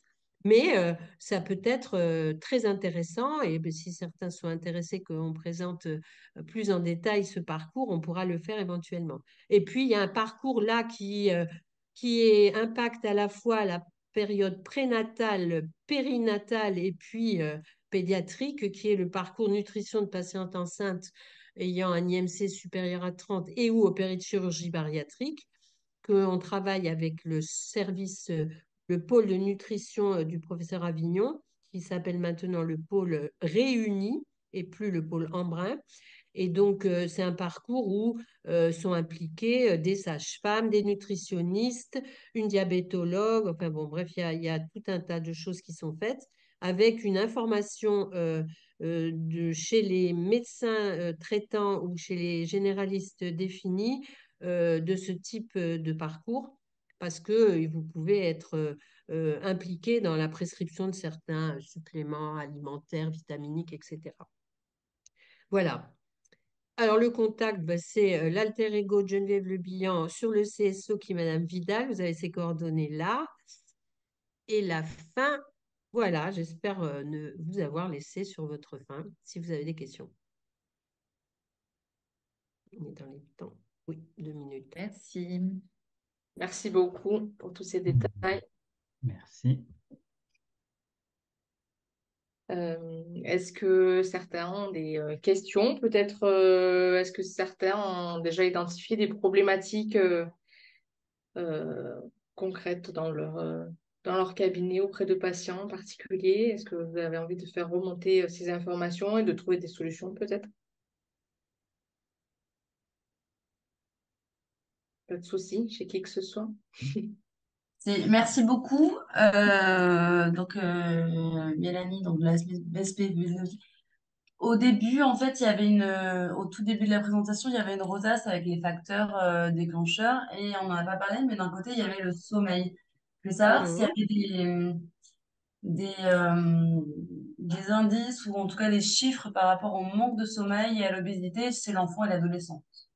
Chez les adultes, j'ai à peu près l'idée, mais... Oui, bien sûr. Ben, il y a déjà la rosace du temps de sommeil en fonction de l'âge. Qui doit en théorie être respecté avec évidemment, plus on avance en âge, plus le temps de sommeil théorique diminue, mais avec des besoins très importants qui sont loin d'être respectés, et particulièrement aujourd'hui, même dès la toute petite enfance, hein, c'est un facteur de risque chez le tout petit aujourd'hui qui est considéré comme un des plus importants. J'ai pas dit forcément le manque de sommeil, mais l'anarchie du sommeil, c'est-à-dire des enfants pour lesquels les conditions de sommeil, les tout petits, ne sont pas bonnes. C'est-à-dire, on les trimballe toute la journée sans les laisser dans leur lit. Ils sont toujours dans le bruit, dans la lumière, à quelques mois de vie, alors que normalement, pour avoir un sommeil serein, il faut être au calme, dans la pénombre, et voilà, et pas dans des situations où il fait trop chaud. Donc, il y a quand même beaucoup de choses, ça, et oui, on peut vous communiquer éventuellement quelques outils pour apprécier le sommeil. Oui, alors je suis preneuse, mais par exemple, si on se fixe entre 9 ou 10 et 13 ans, Mhm. quel est le temps de sommeil d'une nuit, hein, pas dans la journée, effectivement, d'une nuit complète pour un enfant? Ben oui, rares sont ceux quand même qui font la sieste à cet âge-là. Après, pourquoi pas, hein. Mais voilà. Après, c'est de l'ordre de 8 à 10 heures par nuit. D'accord. Voilà.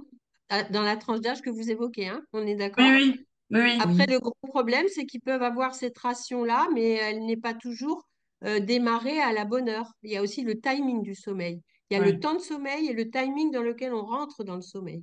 Mm. Hein. Donc, souvent, ils se couchent beaucoup trop tard, et particulièrement le week-end, et on ne rattrape pas le sommeil perdu en début de soirée en faisant une grasse mat. C'est pas du tout le même genre de synchronisation, en particulier du sommeil. Le rythme n'est pas bon.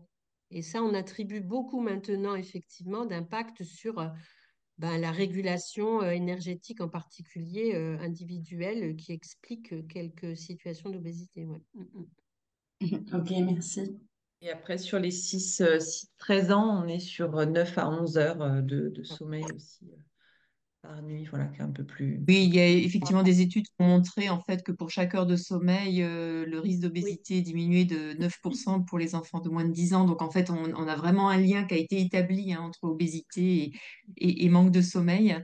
Et surtout qu'on sait en plus que, notamment chez les plus grands, le manque de sommeil, il est lié aussi aux activités sur les écrans, puisque les écrans sont dans les chambres, les téléphones, les tablettes, les ordis, les télés ou je ne sais quoi encore, et que en fait, voilà, il y a un temps d'écran qui grignote de plus en plus aussi le sommeil. Oui, oui, Donc, oui. Merci, oui, parce que déjà, je sais que chez l'adulte, c'est facteur de prise de poids. Mais plus ça et ça, en fait, je me demandais, voilà, s'il y a des tableaux, enfin, pas comparatifs, des tableaux avec des Oui, mesures, en fait, c'est hmm. intéressant de les connaître pour sensibiliser aussi les facteurs de base, qui est quand même intéressant. et ça, je pense que bah, ou Tiffany ou Monsieur Casiac doivent avoir ça comme outil éventuellement, où on peut vous les transmettre. Mais c'est sûr que aussi, il y a la notion, pour rebondir sur ce que disait Geneviève, le lien avec les écrans, c'est qu'en théorie, il faudrait arrêter 1 heure avant l'entrée en sommeil toute comment dire, exposition à un quelconque écran pour que le sommeil s'induise correctement. Donc on est tous, et nous les premiers là aujourd'hui, dans une mauvaise situation. Mais il va falloir aller se coucher tard alors. Ouais, il faut aussi que les parents balayent devant leur porte parce que s'ils veulent être les bons exemples, c'est Ouais, ça, c'est la meilleure sûr. des solutions. Et les grands-parents. Mhm. D'autres personnes souhaitent intervenir? Non? Est-ce que, de quelle manière vous souhaitez participer sur le territoire sur cette thématique de l'obésité pédiatrique? Peut-être les médecins, si vous voulez intervenir. Est-ce que vous souhaiteriez travailler sur ce genre de dispositif qui a été présenté ce soir?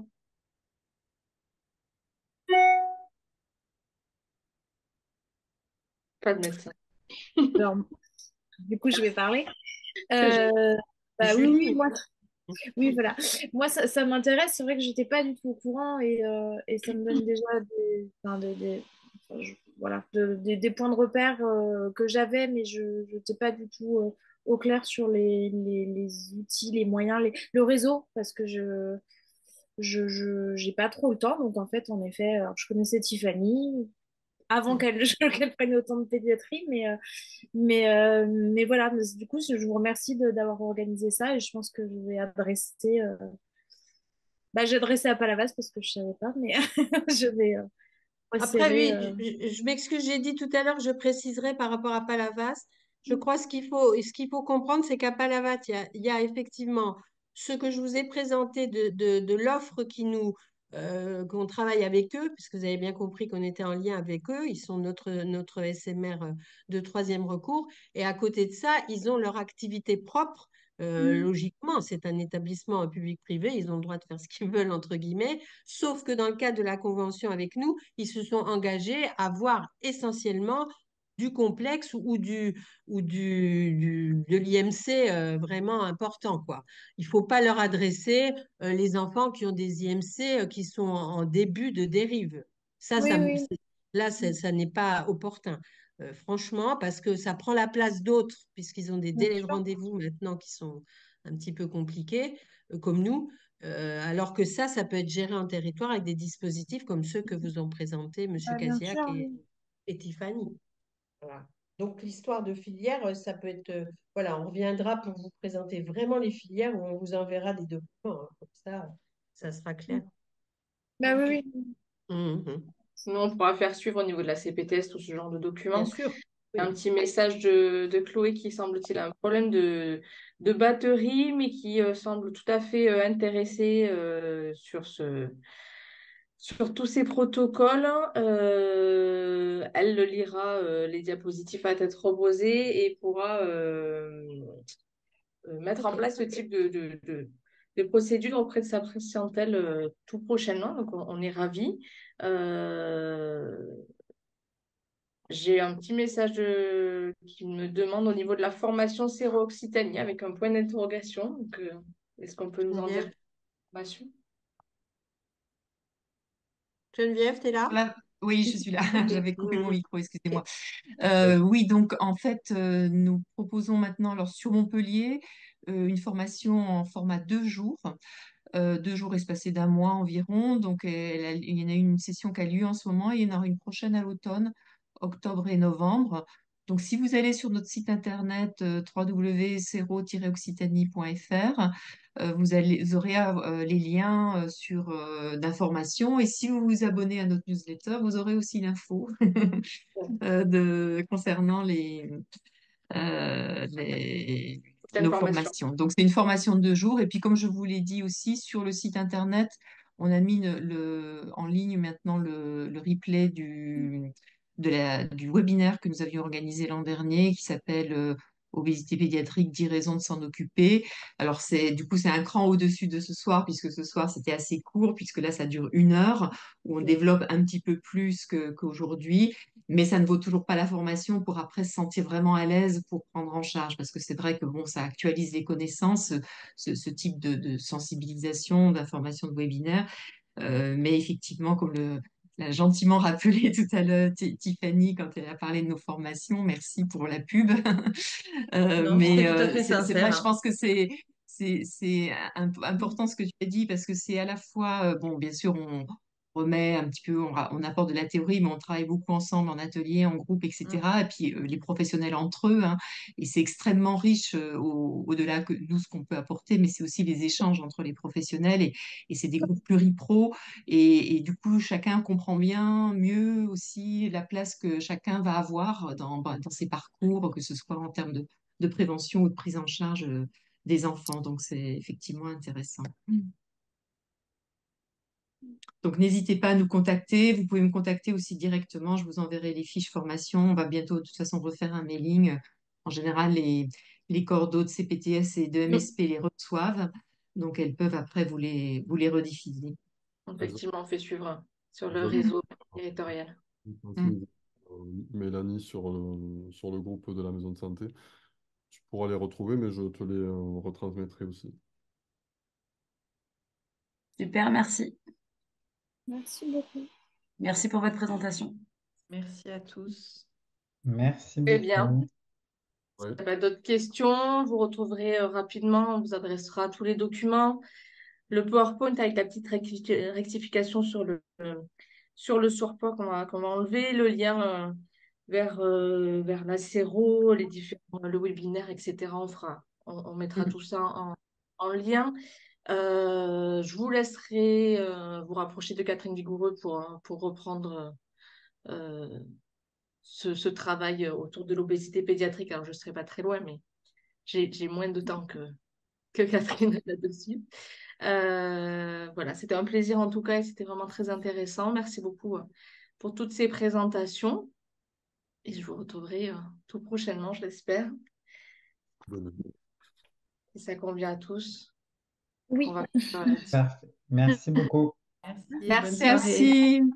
Bonne soirée et Au bonne revoir. nuit sans trop Bonne d'écran. nuit. Voilà. Au Au revoir. revoir.